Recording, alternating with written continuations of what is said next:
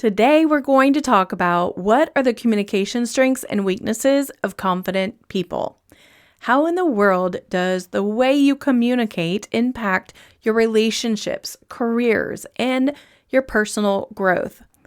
If you are listening into today's episode, consider your own communication habits as you listen in and how you might be able to improve how you are showing up and get a more favorable result as you communicate with people around you. Welcome to the Crazy Confidence Coach podcast. I'm Heather Edwards, and I happen to be one of your biggest fans. I'm here to help you become the most confident, vibrant version of you. Look, confidence is not a one and done. It is a constant journey. In this podcast, we cover tips and tricks and ways that you can build your confidence so you can go out into the world with your bold, audacious self. I don't know about you, but I want to live life to the fullest, and that's what we're going to do. So make a choice right now that you're going to be willing to do what it takes. Grab your notebook and your favorite pen and get ready to take notes. Let's go. When I have a meeting or a very important conversation with someone, I can find myself evaluating how the conversation is going to go. And then afterwards, I certainly can over-evaluate how the conversation went. Even when I feel super confident about my delivery, I can tend to over-evaluate it. That's mainly just saying I'm thinking about what I said, what I didn't say, how I could have said it differently. And I think this comes from this lifelong pursuit of learning more and just becoming a better communicator. My degree is in communication, and I just have all these things that stand out to me from my younger years. And one of those things is a thing that my family used to do when I was a young child, and that was called our powwow. It was where we all got together around the coffee table, and we would sit Indian style around the coffee table and talk about how we were doing as a family, any issues that were happening in the household, and how we might solve them. And even as a small child, I wanted peace and cooperation. And I loved getting my gold star, per se, for doing things right or doing them the way that would be helpful for the family. I really don't think that we had the gold stars back then, but I still to this day do visualize gold stars when I've accomplished something, and I can be caught saying often to my husband or other friends and family, hey, do you need that gold star for that wonderful thing you did? It's just a part of my little personality. So it's no wonder I love thinking about how confident communicators exist in the world, the good, the bad, and the ugly. Let's start out with the strengths of the confident communicator. What are the things that stand out that make them good or maybe more favorable? One, they have a clear message. They know what they're trying to say, and they say it in a well-organized way. I, for one, can get tongue-tied a lot, or I can go on tangents a lot. So I'm constantly having to evaluate how I am messaging. My podcast is a good example of that. You can go back, and some of my podcasts are better than others, but there are times that I'll kind of go off into la la land and talk about something else that's going on in my brain. So one of the things that a confident communicator does is they make sure that what they're saying is well organized and easily digested.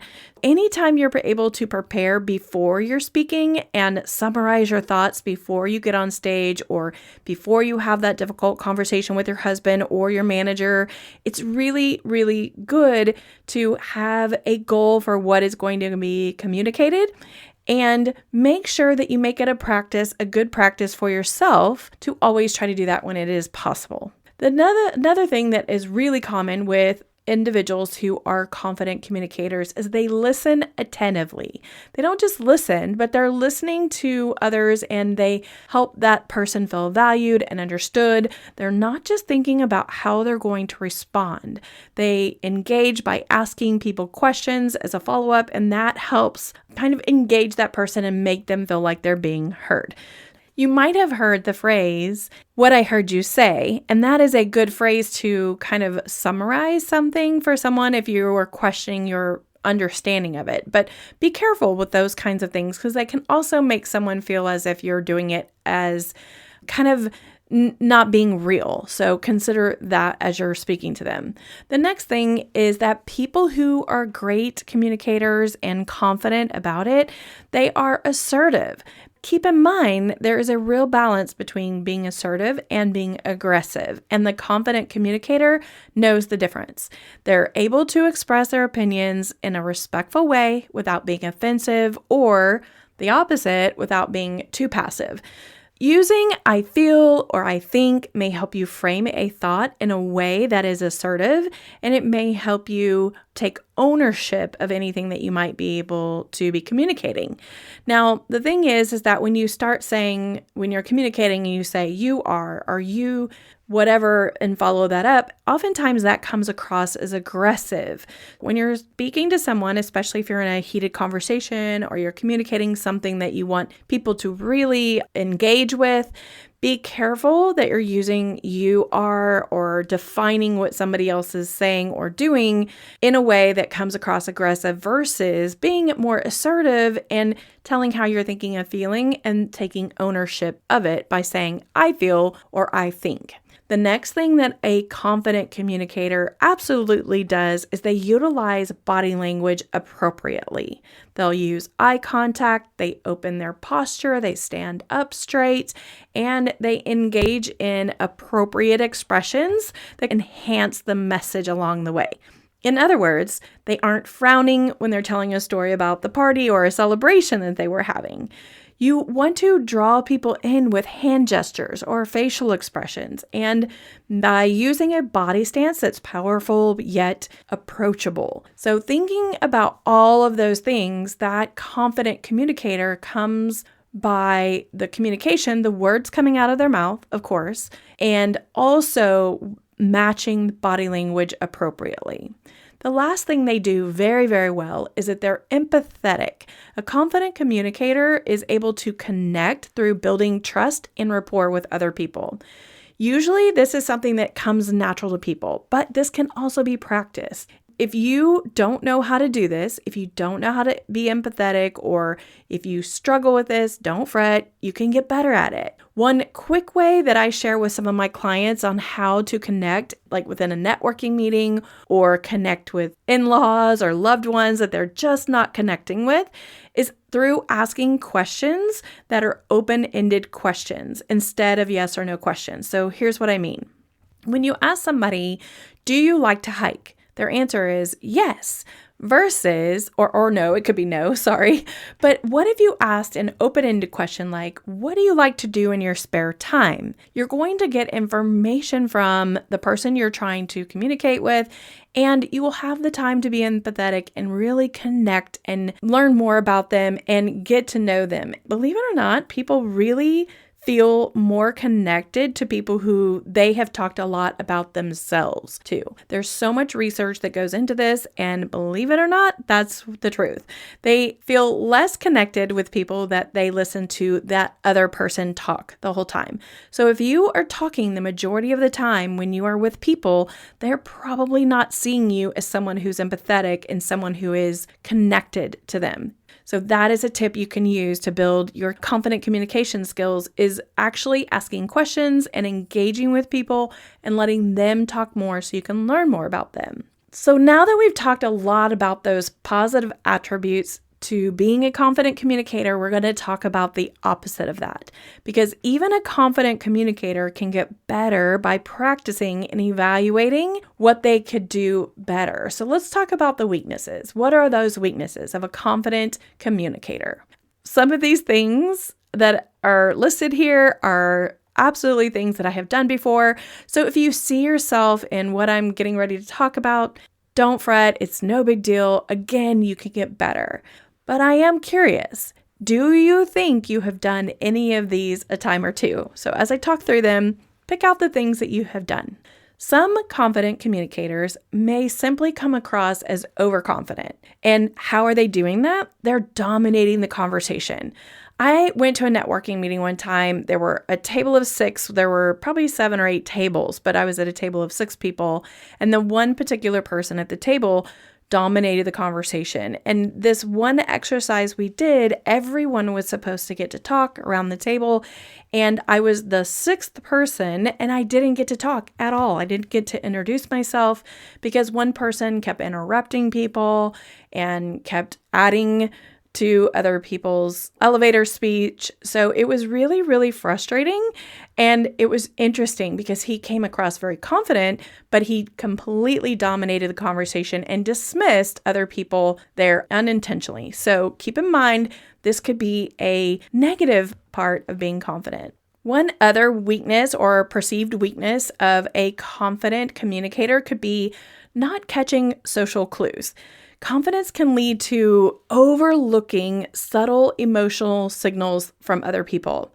When you're not noticing that the person is trying to end a conversation, or maybe they're wanting to move on to another topic, if you just take the time to actively pay more attention to nonverbal clues, you can get more awareness around this, and you can kind of see when someone's shifting gears and maybe they just want to have a little bit better emotional alignment with you.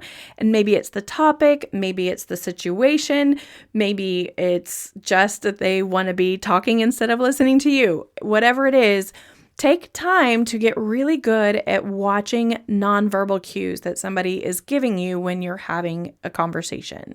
The next thing is that some people just come across as arrogant. When you're confident and you're really communicating with other people, it's important to think about balance. Balance your confidence and your humility, because if you're not, it can come across as boastful or even self-centered. Think about this. If this becomes your challenge, then all you have to do is actively seek feedback from other people. And here's what I mean. Little phrases like, do you know what I mean? Or have you experienced this? So you're kind of passing it back to the person you're talking to. It will kind of give a check if the person is still in the conversation or if they're just done. If you say something like, do you know what I mean? And they say, nope, not really. Or they kind of go off on another topic or something like that. You know, they're just really either checking out or maybe something is not in alignment with them. Another thing that confident communicators can do is just be simply impatient. If you are rushing conversations or you're expecting like quick results for the conversation, then maybe this isn't the way to connect with a person. Take a pause, take a breath, and then focus on trying to connect with the person you're speaking with. If this is you, maybe this isn't you, but if that's you, being impatient can be really frustrating for the person that you're communicating with. The last thing that I feel is something that's interesting, and it's something I do and I don't realize it sometimes. I'm calling it lack of openness or being closed off. But what this really is when you are communicating in a way as you have all the answers, or maybe you've done a lot of research on something, but you're kind of like, I already know, I'm just telling you everything and I don't really need any feedback from you. I'm just telling you. So you're kind of that vomit effect, right? When you're just communicating at someone rather than with someone and you're not willing to take in anything new. And I think I'm guilty of this sometimes when I'm excited about something I've learned, or maybe I'm sharing something I know something about. It can really be off-putting to other people though. It really can. And it can kind of look as if you don't care what other people have to say.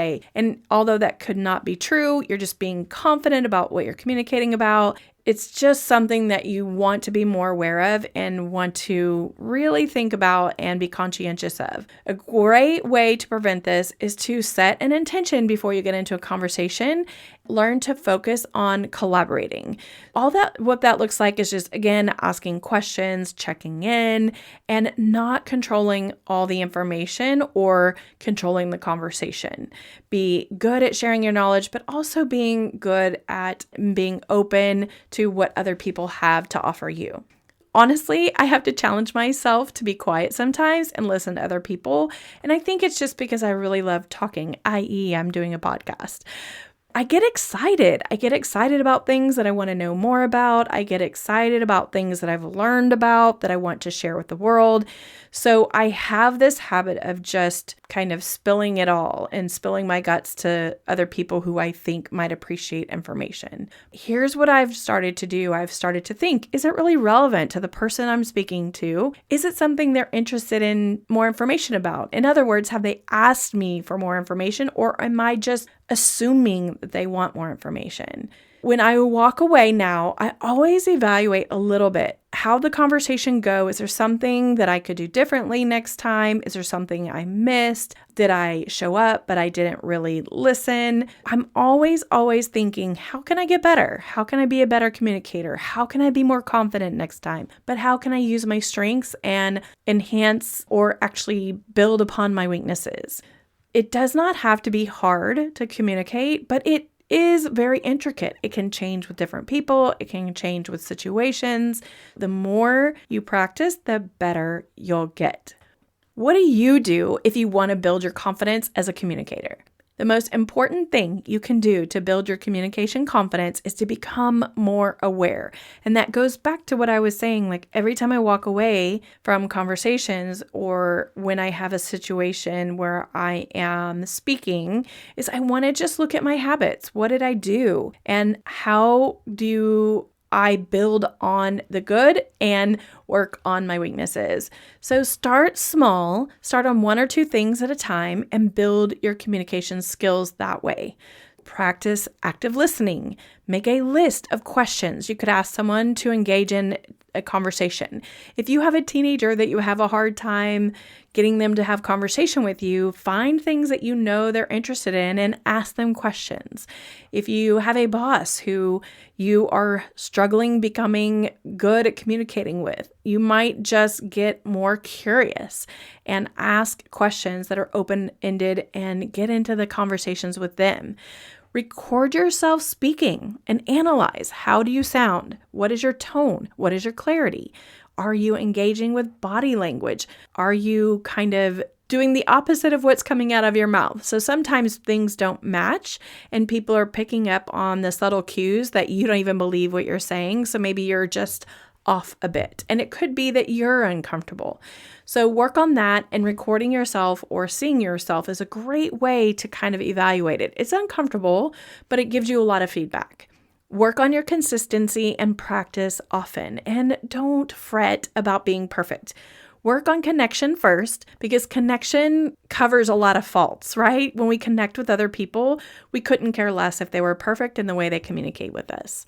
Remember this. Confident communicators' strengths are they articulate thoughts clearly. They're actively listening to others. They are assertive and they share their ideas in positive ways. They use their body language to emphasize and engage listeners, and they're empathetic to those that they're communicating with.